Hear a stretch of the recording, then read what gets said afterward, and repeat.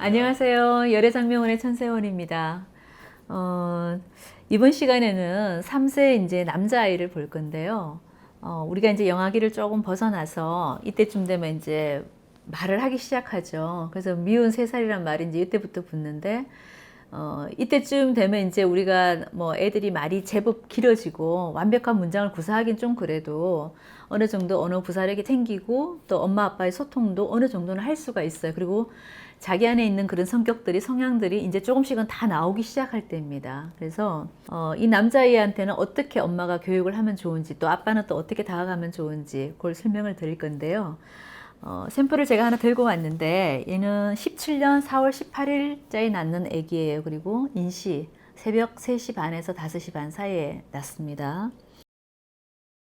이 아이 사주를 풀어보면 제가 항상 이거는 계절 학문이다 보니까 이 아이가 어떤 계절에 태어났는 게 굉장히 사실 중요하다 그랬어요. 음력 3월에 양력 4월이면 참 좋은 계절이죠. 좋은 계절에 얘는 나무의 어떤 기운을 타고났습니다. 우리가 나무라는 오행은 사실 살아있는 활목이에요. 죽어있는 물체가 아닌 거죠. 그래서 살아있는 활목이다 보니까 이 나무가 어떻게 뿌리를 내리고 또 어떻게 가지치기를 해주고 또 어떻게 햇볕을 받고 어떻게 물을 먹느냐에 따라서 이 나무가 정말 곧고 예쁘게 자랄 수도 있고 아니면 가지치기를 안 해줘갖고 막 중구난방으로 이렇게 무성하게 자랄 수도 있고 그러다 보면 어떤 예쁜 제목감이 못 될 수도 있어요. 그리고 나무라는 본분 자체가 결국은 예쁜 꽃을 피우는 게 최종 목표죠. 그 꽃 피우는 게 사람을 어떻게 보면 결과물도 되고 그 아이가 나중에 이뤄내는 결과물이기도 합니다. 그래서 이 나무의 기운을 타고났는 사람들은 계절적인 게 상당히 더 중요하다고 보시면 돼요. 살아있기 때문에. 그래서 겨울나무 같은 경우는 참 힘든 부분들이 많아요. 그래서 조율을 해줘야 되는 부분도 많고 그러는데 계절적으로 정말 실록의 계절이 났기 때문에 계절적으로 일단 굉장히 점수를 많이 타고났어요. 근데 이 나무가 이제 어떻게 뿌리를 내렸냐. 뿌리는 정말 잘 내렸어요. 뿌리를 잘 내려져 있는데 전반적으로 얘는 내가 타고난 기운이 나무지만 주변의 어떤 나무의 기운들도 굉장히 커요. 이건 뭐냐면 쉽게 말하면 산에 가면 우리가 큰 나무도 있고 작은 나무도 있어요. 그래서 그 사람은 우리가 큰 사람 덕을 볼 수 있다고 합니다. 사람 덕을 볼 수 있지만 나무는 큰 나무 밑에 있으면 이 작은 나무는 잘못하면 좀 죽을 수도 있어요. 왜? 햇볕이 가려지기 때문에 큰 나무 때문에 내가 작은 나무들은 잘못하면 죽을 수도 있어요. 근데 얘 사주가 이렇게 소통이 참 잘 돼 있습니다. 그래서 요 나무 사이사이에 어떤 가지치기를 해줄 수 있는 금이라는 기운 자체가 잘 들어와 있고 그리고 뿌리를 잘 내린 데 비해서 이 나무, 작은 나무가 햇볕도 잘 받았어. 그래서 이게 꽃을 활짝 피워놓은 격입니다. 그래서 작은 나무가 큰 나무 덕을 못 보는 경우도 있지만 얘 같은 경우는 이 큰 나무를 타고 올라가는 격인 거예요.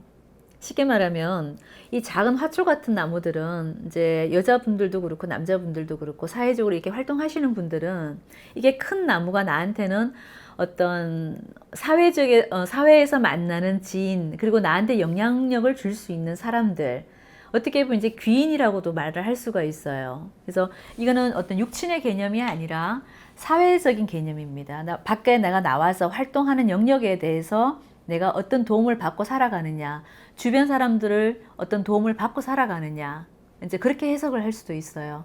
근데 얘 같은 경우는 그런 나무의 기운이 나한테 버팀목 역할을 해주는 나무.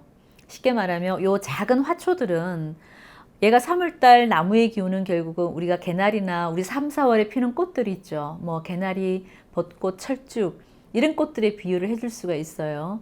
근데 이 나무가 작은 화초는 우리가 이제 뭐 나무 덩쿨 얘기도 하고 화초라고도 하고 꽃이라고도 하고 그렇습니다. 근데 이 옆에 지주대가 없으면 내가 크고 싶어도 크기가 쉽지가 않아요. 그게 뭐냐면 결국은 나한테 버팀목 역할을 해주는 나무가 하나 옆에 있어주면 그 나무를 타고 이렇게 칭칭 감고 올라가는 이 넝쿨 식물들은 옆에 큰 지주대만 하나 있어주면은 내가 꼭대기까지 올라갈 수가 있어요. 내 스스로는 참 올라가기가 힘듭니다. 못 올라가. 아무리 자라봐야 화초밖에 안 되고 꽃밖에 안 돼요. 근데 우리가 저기 산에 있는 큰 아름드리 큰 제목들 보면 그 나무들은 다 잘라서 우리가 제목감으로 다 쓰죠. 그리고 굳이 자르지 않아도 산에서 얼마든지 사람들한테 그늘을 제공하고 큰 나무 역할을 해주는데 그 자체만으로도 그 나무는 빛이 날 수가 있고 클 수가 있어요. 그래서 우리가 이 목의 기운은 음양으로 나눠봤을 때 이 작은 기운으로 음의 기운의 어떤 목의 기운을 타고난 사람들은 옆에 반드시 지주대가 있어야 됩니다. 그래서 지주대가 없는 나무는 내가 사회적으로 성공하는 것은 쉽지가 않아. 내가 뭐 일생을 내가 잘 먹고 잘 사는 관계에서는 내가 얼마든지 부를 축적하고 살아가는데 문제는 없을지언정 내가 이제 어떤 분야에서 내가 최고가 되려면은요, 이 작은 나무의 기운을 타고나는 애들은 분명히 큰 나무 역할을 해주는 지주대가 있어야 됩니다. 그래서 이런 지주대 역할을 하는 사람이 이제 평생에 가서 우리가 한두 명만 만나도 그 아이는 그쪽으로 성공을 할 수가 있어요. 근데 얘가 진월에 태어났기 때문에 이 갑진월이라는 글자 속에 이 갑이라는 글자가 이 아이는 얘한테 그런 지주대 역할을 해주는 글자입니다. 그래서 사회적으로는 굉장히 성공할 수 있는 애고, 근데 얘가 이제 약간 우리가 이제 뭐 지금 교육적으로 제가 설명드리기 단점을 알아야 되고 장점을 알아야 되는 게 지금 문제잖아요. 그래서 이 아이의 엄마가 만약에 왔다면 이 아이의 문제점이 뭔가? 장점도 알아야 되겠고, 그죠?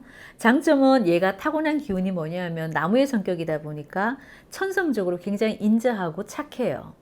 그리고 측은지심이 굉장히 많습니다. 이렇게 불쌍한 사람들 보면은 그냥 못 넘어가요. 그래서 무조건 도와줘야 되고, 베푸는 것 자체를 굉장히 좋아하고, 우리가 그 평등애를 주장하고 인류를 구한다, 뭐 봉사활동 많이 한다, 그리고 사람들 그 어려운 일 나서서 도와주고 하는 사람들, 이런 대표적인 케이스가 이런 성향을 갖고 난 사람들입니다. 이 목의 기운을 타고 난 사람들이 보면 봉사활동을 제일 많이 하고 주변에 도와주는 그런 거리를 일부러 만들어서 도와주려고 하고 그런 사람들이 많아요. 그래서 천성 자체는 참 좋은데 얘가 주변에 뭐를 갖고 있냐면 물 위에 있는 나무가 돼버렸어요. 그러니까 얘가 3월달 그 기운 자체는 참 좋았는데 얘가 깔고 앉았는 기운, 우리가 이게 일주라 그럽니다.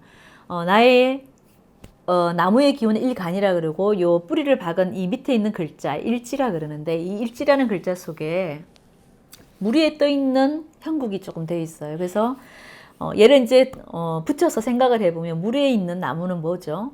우리가 흔히 말해서 연꽃. 제가 아까 3월달 꽃은 물론 개나리나 벚꽃이라 비유를 해줬지만 얘가 일지에 깔고 있는 게 물이 되어 있다 보니까 수련이 돼 버렸어요. 그래서 우리가 그 연꽃들 보면 어때요? 굉장히 맑고 고고하죠. 깨끗하죠. 그래서 사람 자체가 아까 제가 학자풍이라고 그런 것처럼 학문을 굉장히 숭상하고 인의 예지를 굉장히 따지고 이게 성향 자체가 굉장히 고결해요. 청렴하고 깨끗하고 그리고 고상해. 그러니까 남자가 이제 이 정도가 되면은 터프한 일은 하기가 좀 힘들겠죠. 그래서 이런 애들은 앉아서 차분차분하게 남자이지만 뭔가 앉아서 조용하게 하는 거를 참 좋아합니다. 그래서 조용히 앉아서 책 보라 해도 잘 보고 이런 애들은 막 외향적으로 나가서 뛰어노는 것보다는 뭔가 앉아서 하는 거. 그리고 얘가 물을 깔고 있다는 건 이게 인성이거든요. 얘한테 인성이 지금 밑에 일지에 깔려 있다는 얘기는 항상 공부하는 자세가 되어 있어요. 그게 호기심 천국이란 얘기입니다. 얘는 궁금한 게 너무 많아. 엉뚱한 것도 잘해요.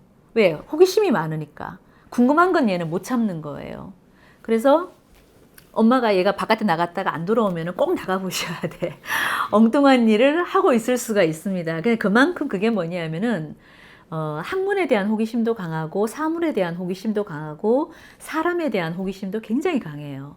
그래서 사교하는 것도 참 좋아하고 바깥 나가서 사람 사귀는 것도 좋아하고 앉아서 공부하는 것도 좋아하고 그 여러 가지 면에서 어떻게 보면은 학문적인 그 탐구식임이 굉장히 강하다 보니까 공부하는 부분에 대해서는 걱정을 안 하셔도 돼요. 왜? 이런 애들은 타고날 때부터 이제 공부하는 게 그냥 나의 어떤 그 천성처럼 되어버린 거죠. 근데 대신 이제 밖에 나가서 운동하러 가자, 뭐 뛰어놀자, 그러면 조금 덜 나갈 수는 있어요. 근데 그것도 이제 크면서 엄마가 이제 어떻게 교육을 하느냐 조금은 달라집니다. 하지만 우선적으로 봤을 때 얘는 외향적인 성향보다는 약간은 내성적인 성향이 조금 더 강한 아이가 돼 있어요. 그래서 엄마가 얘 성향을 알고 엄마가 굉장히 터프한 엄마다 만약에. 근데 엄마는 좀 외향적인 성격이야. 그럼 터프하게 얘를 이제 남자애니까 특히 더 터프하게 키우겠다고 얘를 데리고 나가서 맨날 굴리고 뛰고 운동 잘해야 된다 그래서 애를 막 그 운동시키고 그러면 어떻게 되겠어요? 그 애는 하기 싫은 거 억지로 하게 되는 거예요, 얘는 이제. 근데 앉아서 책 보라 그러고 뭐 만들게 하라 그러고 얘가 또 이렇게 집중하는 힘도 강하다 보니까 뭐 한 가지 집중하다 보면 다른 거를 못 해요. 그래서 요 집중력을 잘 키워 주셔야 되고 그런 기질들을 엄마가 그거 집중하고 있을 때는 엄마가 터치를 하면 안 되는 거예요. 그러니까 얘가 뭔가를 열심히 할 때는 그냥 가만히 내비 두셔야 되는 거예요. 그게 어떤 일이든 간에. 정말 위험한 일이 아니고서는 그냥 이 아이를 그대로 내비두면 그 어떤 탐구력이라든가 이런 창의력은 굉장히 뛰어난 애가 돼 있습니다. 그래서 그런 부분은 잘 살려주되 애가 너무 호기심 천국이다 보니까 바깥에 나가서 조금 위험한 일을 할 수도 있으니까 이런 애들은 엄마가 항상 따라다니면서 보셔야 돼요. 그래서 엄마가 좀 섬세한 엄마라면 괜찮은데 이렇게 애살 있고 섬세한 엄마 같으면은 이런 애들 보는데 쉬운데 엄마 자체가 좀 외향적이고 터프하다. 그리고 남자애들이니까 괜찮을 거야. 뭐 이렇게 그냥 내비두는 엄마들도 있어요. 그러다 보면 이런 애들은 사고 날 수도 있습니다. 왜? 전혀 이렇게 엉뚱한 일을 잘하기 때문에. 그래서 애가 7세 전에 어떤 일을 당하는 건 항상 제가 엄마 탓이라 그랬잖아요. 그래서 이 애들은 항상 엄마가 조금 밀착 마크를 해서 이렇게 봐주시는 게 좋습니다. 그리고 애가 너무 이렇게 다재다능해요. 이게 탐구심이 있는 애들은 보통 한 개밖에 못 하는데 얘 같은 경우는 이 나무가 을목이라는 나무 자체가 이 병화라는 꽃을 활짝 펴버렸기 때문에 성향 자체가 얘는 탐구심도 있는데 그냥 자기가 좋아하는 어떤 일에 대해서 굉장히 탐구심이 강한데 결과를 내는 면에서도 굉장히 빨라요. 그래서 굉장히 그 감각적인 면이 발달이 잘 돼 있습니다. 쉽게 말하면 이성보다는 어떻게 감성이 굉장히 발달이 됐다는 얘기예요. 그래서 이런 애들은 나중에 뭘 하면 좋을까요?